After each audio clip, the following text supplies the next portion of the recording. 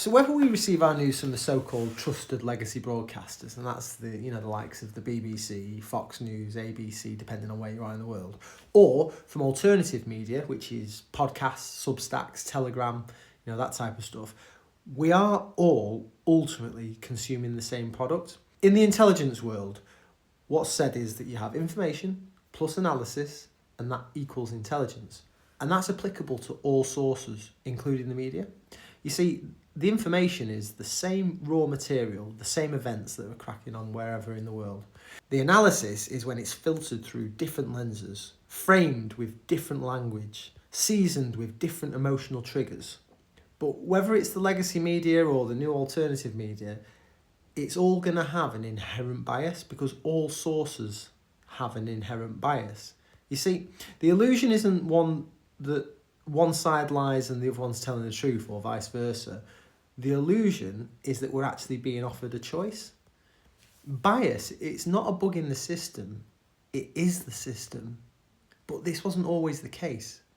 In pre-Roman times, a messenger might arrive at the gates of your village. He's got some really important news from nearby lands. There's a skirmish, a famine, a marriage alliance. The information was local, relevant, and immediately actionable. Your elder could respond, the clan chief could do something about it, and the community could prepare. And then we got to the Roman Empire. So this is on a much bigger scale. It's spreading right across Africa, Europe, up into towards Scotland, into the Middle East. News did travel, but it travelled a lot slower. But it also may have had a bit of an element of Chinese whispers or conspiracies or scandal. And, so it started to get twisted, manipulated. And so the tribunes back in Rome realised that actually they needed to control the narrative. And it wasn't to, inform, but to control the people, to maintain order, to quash rebellions and remind the population exactly who held the power.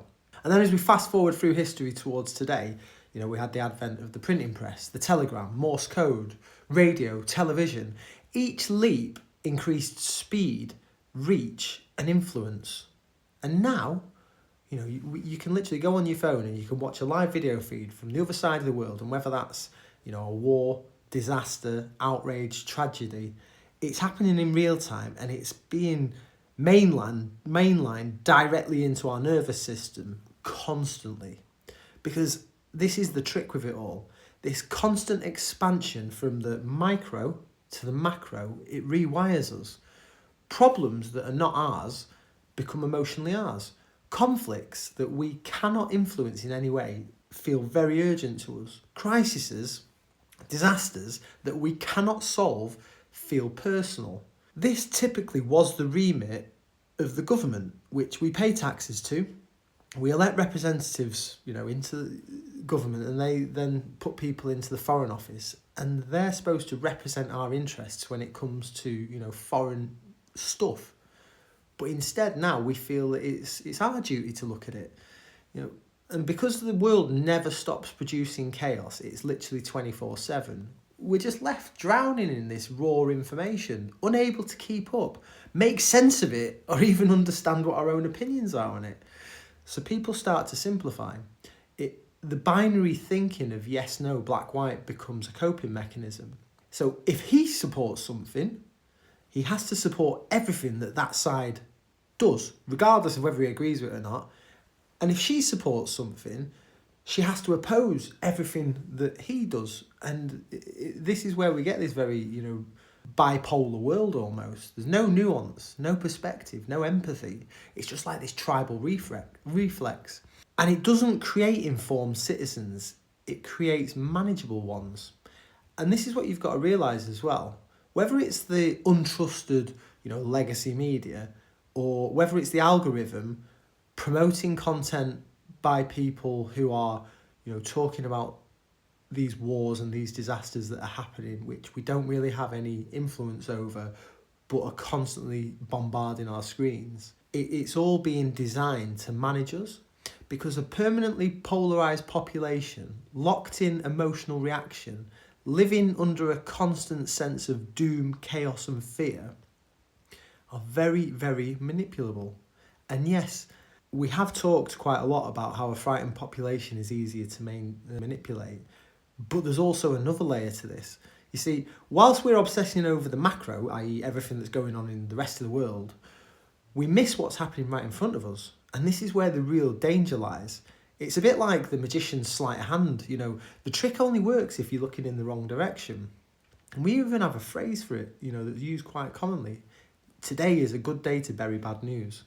Because whilst everyone's arguing about events that are happening thousands of miles away, political traitors, and this is what we're going to call them now, we're not going to call them the elite anymore, we're going to call them political traitors, moving snidely and quietly at home. You know, look at what's been going on. We've had the erosion of jury trials, the cancellation of local elections, institutional corruption, scandals ignored, normalised and, you know, quietly memory hold.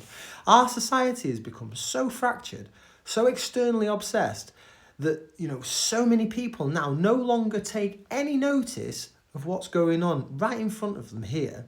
And going back to that other point, and this is the key reason why we pay our taxes. It's the key reason why we elect representatives.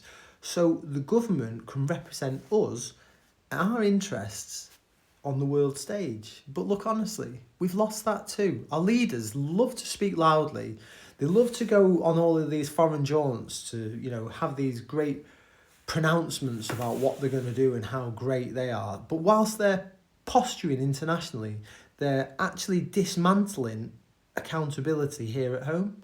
And the tragedy is this: the system doesn't just need to silence you, it needs to constantly misdirect and distract you, because a population arguing over narratives it doesn't control will never ever notice the ground disappearing beneath its feet.